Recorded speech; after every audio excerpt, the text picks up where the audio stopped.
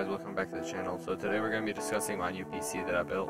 Its main components are the Ryzen 9 5900X and the 3060 Ti, and I'm going to show you a couple of games and some benchmarks that I've done so far.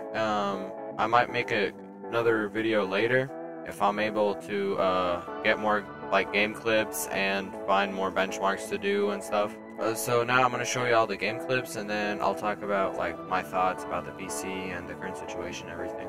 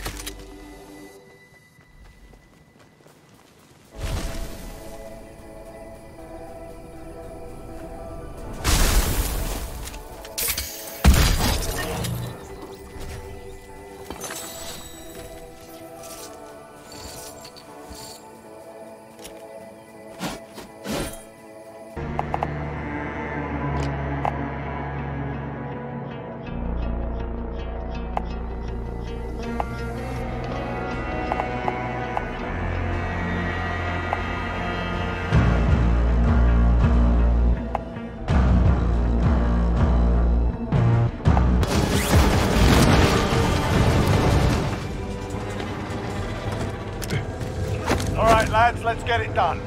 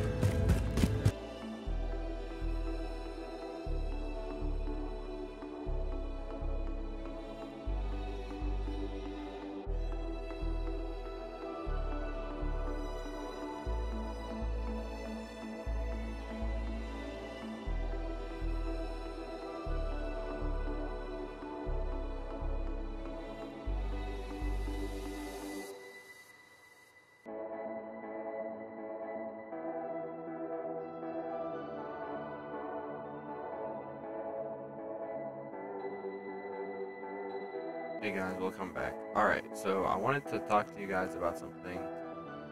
One of them was about how I was having some issues with my previous AIO. I had the Mag 360R, and it was not keeping my 5900X cool enough, so I returned it and got the Corsair, and it's so much better. It kept it like at least 10 to 15 degrees lower than what the MSI one did. But like the temperatures that you saw during the gameplay and stuff, that was because I was recording at really like high quality at the same time, so that made the CPU go up like so much and the FPS drop.